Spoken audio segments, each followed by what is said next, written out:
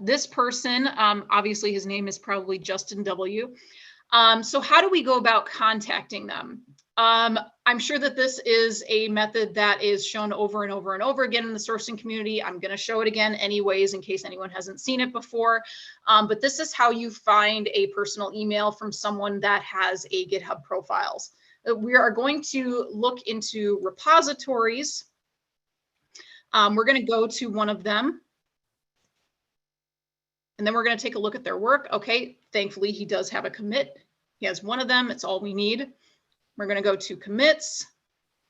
We're going to go into the actual commit with this little numerical sequence here. And then we're going to go all the way to the end of the URL within the commit.